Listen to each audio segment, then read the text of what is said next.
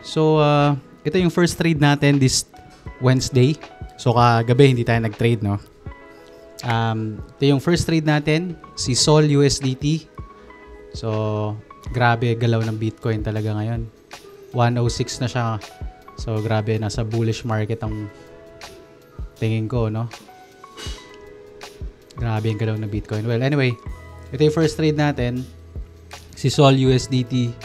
So, ito yung naabang akong price point.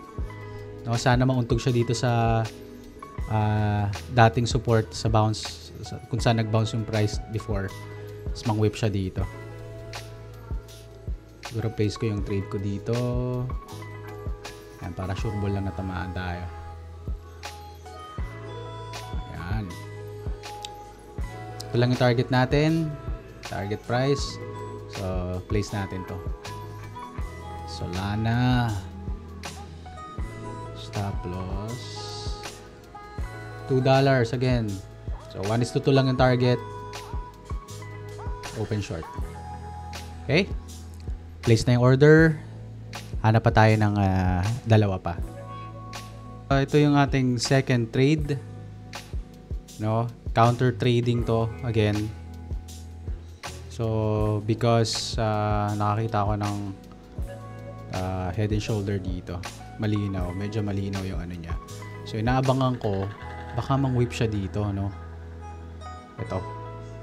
Baka mauntog siya dito, mang-whip muna dito. So, din ko iaabangan yung price. Baka natin.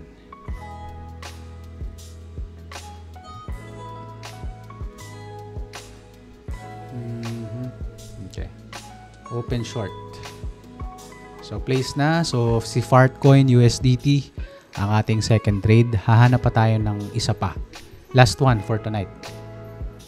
See kung mag-workout to si Kaito. Kaito USDT. So, abang ko lang yung order ko dito. And then, below lang nito. Baka kasi matouch pa niya eh. So, 1:2 lang. Abang ko lang yung order ko din sa golden zone ko. Okay. Tana. Stop loss. Take profit. Okay. $2 lang ulit. Okay.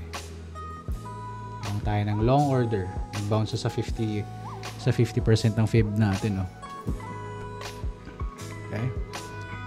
Dito ko sana ilalagay yung order ko pero parang for me malakas siya eh. Malakas yung move eh.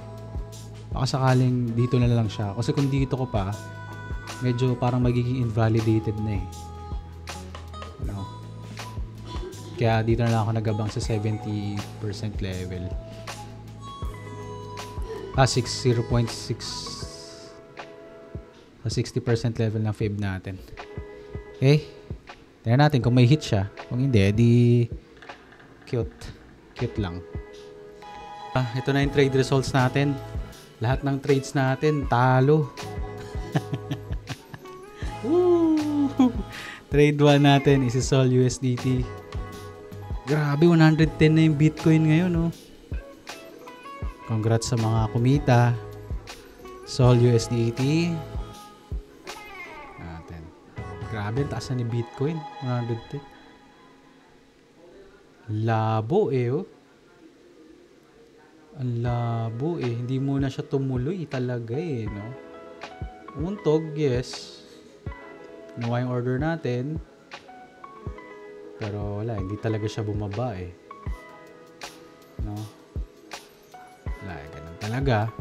In-invalidate niya tong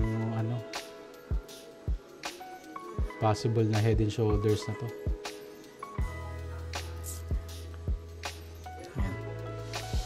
So, talo tayo sa trade 1. Ang trade 2 natin ay si... Sino ba? Hindi. Si Fartcoin. Okay, Fartcoin. Ito. Sweep talaga. Kumbaga, yan nga. Wala rin talaga.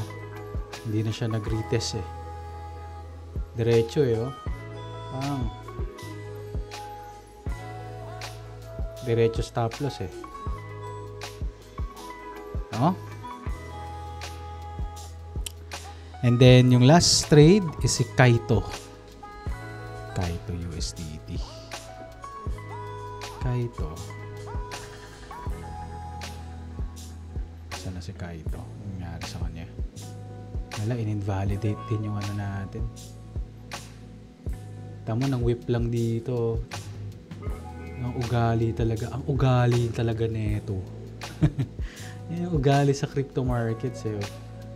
Talagang i-whip ka muna eh. Tapos yun no, biglang nag-spike up. Yung ugali sa crypto market sa 1 minute chart talaga, ang dami talagang nang i-stop hunt dito eh. Kaya yun yung napipili ko strategy eh. So yun, hanap tayo ng 3 trades ulit tonight. So 1:2 lang din or 1:2.5 pwede na rin. Hanap tayo. Let's go!